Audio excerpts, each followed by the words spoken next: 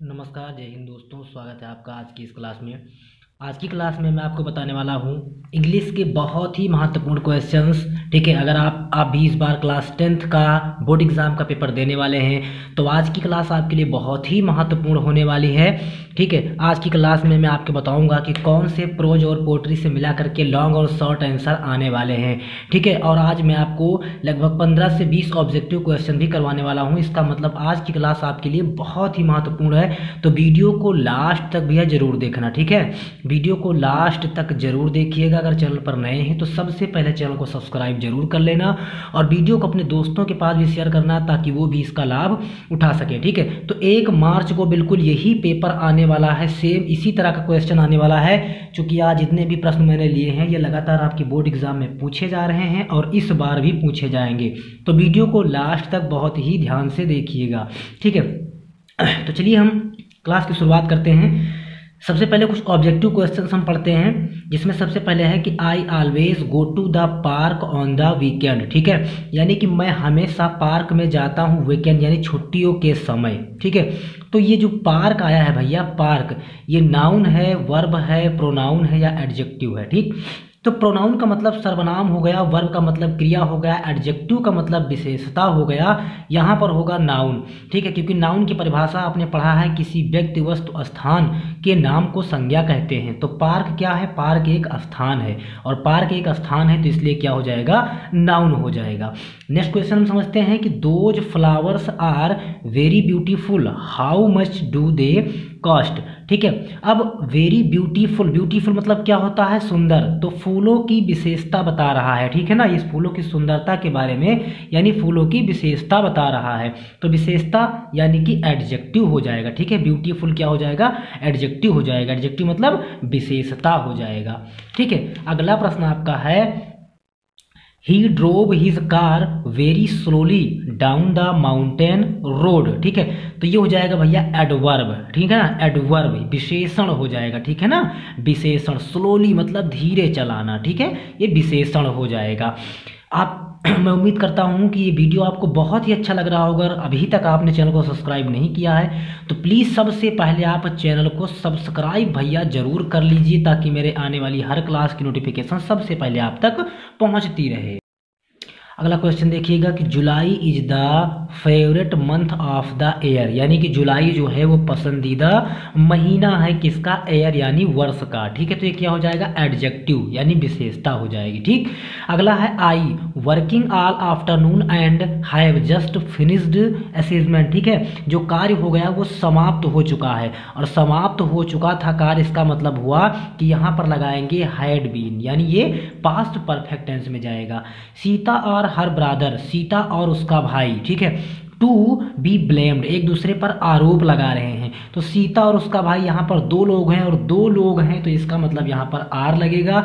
चूंकि बहुवचन के लिए क्या लगता है? आर लगता है। एक वचन के लिए इज, आई के साथ एम और एक वचन के साथ वाज, यानी यहाँ पर क्या लगेगा? आर लग जाएगा। अगला क्वेश्चन आप समझिएगा कि ही ऑलवेज बीन। ठीक है ना, he always been very good boy, तो ए वेरी गुड बॉय। ठीक है ना, ए वेरी गुड बॉय। अगला है president of United State will be visiting Australia next week.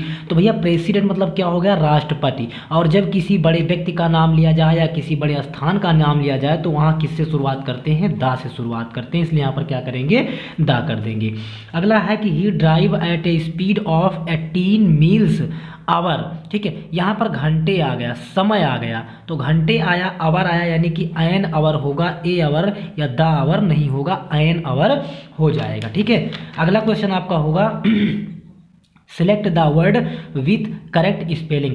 इन सभी में हमको देख करके बताना है कि करेक्ट स्पेलिंग किसकी होने वाली है। तो बेनिफिटेड भैया इसकी करेक्ट स्पेलिंग होगी BENIFITTED, बेनिफिटेड, ये हो जाएगा करेक्ट स्पेलिंग। ठीक है, अगला क्वेश्चन आपका है from the given group of the word choose the word wrongly spaced. तो इसमें क्या हो जाएगा? आई मेंट। ठीक है ना, ये आपका बिल्कुल करेक्ट आंसर होगा। अगला प्रश्न देखिएगा प्यारे मित्र ध्यान से कि the young boy ran away, identify the adjective, विशेषता पहचाननी है। तो यंग बॉय युवा लड़का जो है, यंग मतलब क्या होता है? युवा, तो युवा होना इसकी विशेषता है, यानी क्या हो जाएगा? यंग हो जाएगा।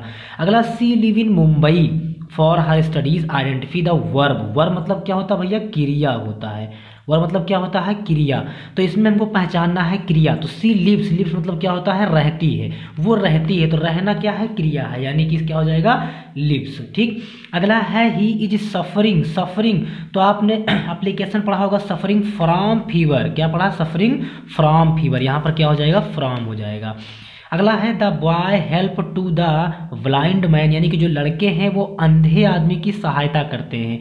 तो इसमें भैया ब्लाइंड, ब्लाइंड क्या हो जाएगा, ऑब्जेक्टिव राइट हो जाएगा। ठीक है। अगला है कि my friend is a hard working man. तो माई फ्रेंड इज, ठीक है ना, इज क्या हो जाएगा, हार्ड वर्किंग मैन हो जाएगा। अगला क्वेश्चन आपका होगा कि it has been raining morning. वर्षा कब से हो रही है, सुबह से हो रही है। सुबह एक निश्चित है और निश्चित के लिए क्या लगाते हैं भैया, सिंस लगाते हैं। ट्रांसलेट में आपने पढ़ा होगा। The Ganga is Holi river, identify the adjective. Ganga एक पवित्र नदी है, इसमें क्या आइडेंटिफाई यानी पहचानना है, एडजेक्टिव यानी विशेषता। तो इसकी विशेषता क्या है, होली यानी कि पवित्र, पवित्र होना इसकी क्या है, विशेषता है। तो मैं उम्मीद करता हूं कि सारे ऑब्जेक्टिव क्वेश्चंस आपको बहुत ही अच्छे से समझ में आए होंगे। और अगर अभी तक आपने चैनल को सब्सक्राइब नहीं किया है तो भैया चैनल को सब्सक्राइब जरूर कर लीजिए। ठीक है। अब देखते हैं आगे का क्वेश्चन।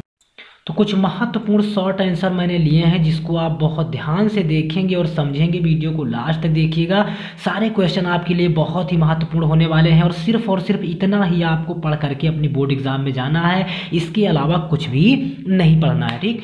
तो पहला क्वेश्चन है what was Lencho problem and what was his only hope. यानी कि लेंचो कौन सी समस्या में पड़ा हुआ था और उसकी एक उम्मीद, एक आशा कौन सी थी, द रेन। ठीक है, the rain with heavy hail storm and ruined Lencho's field. यानी कि जो बरसात है वो भारी हेल स्टॉर्म मतलब बर्फबारी के साथ हुई और उसकी सारी फसल जो है रूइंड यानी कि बर्बाद हो गई। सो ही वॉज सैड, इसलिए वह बहुत दुखी हुआ। और हिज ओनली होप वाल हेल्प फ्रॉम गॉड, अब उसके पास केवल एक ही आशा बची हुई थी, फ्रॉम गॉड यानी कि ईश्वर से। ठीक है। अगला क्वेश्चन है how much money did Lencho need and how much money did he receive.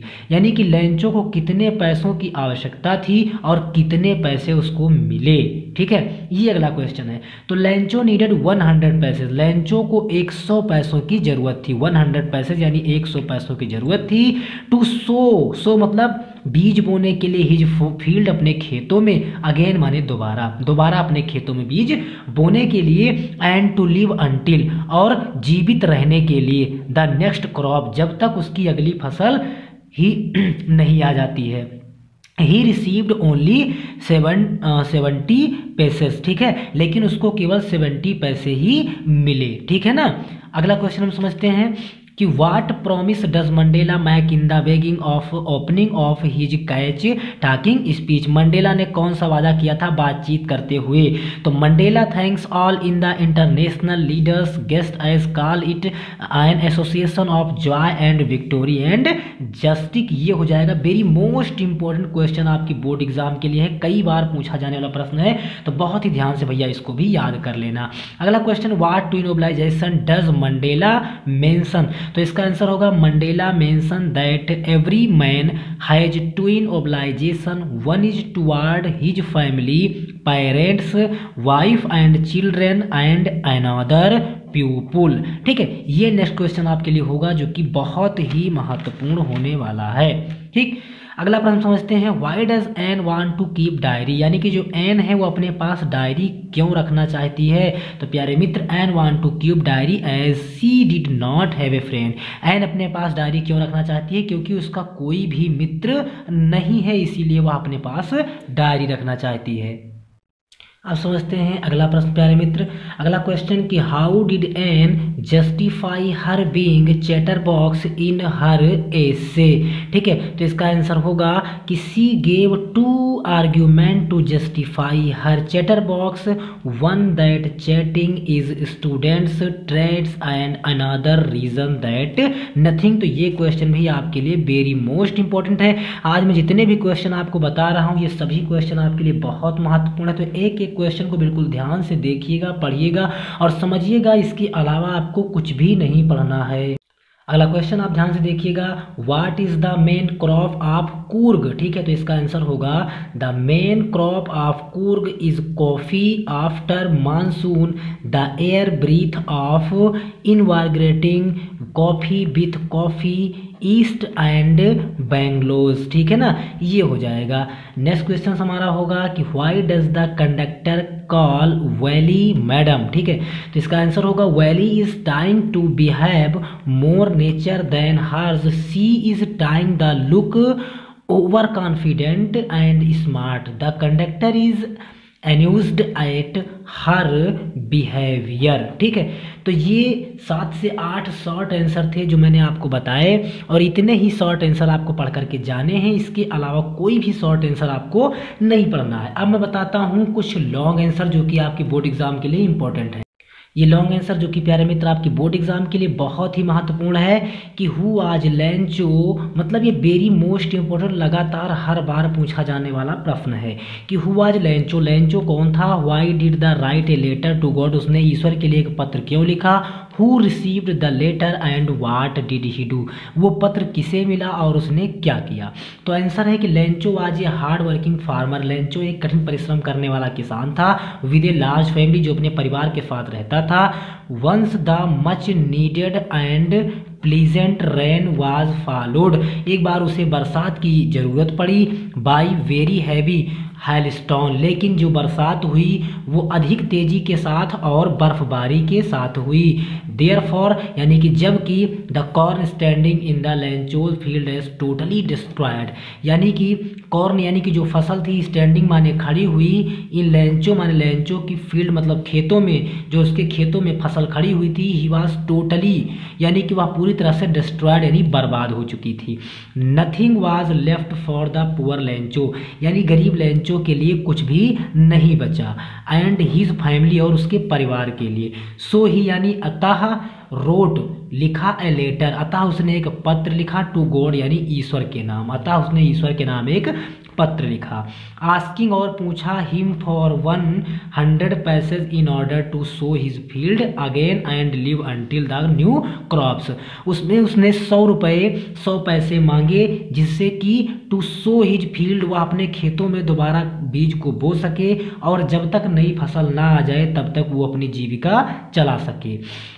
The letter was received by a postman, यानी कि जो पत्र है वो एक पोस्टमैन यानी डाकिया को मिलता है। तो ये क्वेश्चन आपके लिए वेरी मोस्ट इंपॉर्टेंट है भैया, अगर इतना आप लिख देंगे तो बड़े आसानी के साथ आपको लॉन्ग आंसर का पूरा 5 नंबर मिलने वाला है। नेक्स्ट क्वेश्चन हमारा है, नेक्स्ट क्वेश्चन आपका है कि what does Mandela mean when he crop he is simply the sum of all those African patriots who had gone before him. ठीक है, तो बहुत ध्यान समझिएगा इसको। By the saying that he is a simple the sum of all those African patriots Mandela want to pay his tribute to all the people who have sacrificed, ठीक है ना, सेक्रीफाइस करना यानी समझौता करना, there lives for the snack of freedom. He says that he is grateful to those who had gone before him because those horse of past had paved the path of cooperation and unity। ठीक है, for him therefore, यानी कि जबकि he could try to come to power। ठीक है, तो ये आपका अगला लॉन्ग आंसर था जो कि आपके लिए वेरी मोस्ट इंपॉर्टेंट था। तो सिर्फ और सिर्फ भैया प्रोज और पोएट्री मिला करके आपको इंग्लिश में इतना ही पढ़कर जाना है और 35 नंबर आप लेकर आने वाले हैं। ठीक है, 35 नंबर में 35। और इसके अलावा ग्रामर में क्या आएगा उसके लिए मैंने एक वीडियो अलग से बना दिया है, अगर उसको अभी तक आपने नहीं देखा है तो उसको आप ज़रूर देख लीजिएगा। वो वीडियो और ये वीडियो दोनों मिला करके जितने भी क्वेश्चन हैं लॉन्ग और शॉर्ट और इंग्लिश ग्रामर मिला करके वो सारे मैंने बता दिए हैं। तो सिर्फ और सिर्फ इतना ही पढ़ करके जाना है और बोर्ड एग्जाम में आप 66 से 67 नंबर लेकर 70 में आने वाले हैं। ठीक है, तो जानकारी आपको कैसी लगी हमें कमेंट करके जरूर बताएं। अगर चैनल पर नए हैं तो सबसे पहले चैनल को सब्सक्राइब जरूर कर लेना। बेल आइकन को प्रेस कर लेना ताकि मेरे आने वाली हर क्लास की नोटिफिकेशन सबसे पहले आप तक पहुंचती रहे। वीडियो अपने दोस्तों के पास भी शेयर करना ताकि वो भी वीडियो का लाभ उठा सके। तो भैया चैनल को सब्सक्राइब जरूर कर लेना, जरूर कर लेना। फिर मिलते हैं नेक्स्ट वीडियो में नेक्स्ट टॉपिक के साथ। तब तक आप पढ़ते रहिए, लिखते रहिए, मस्त रहिए। God bless.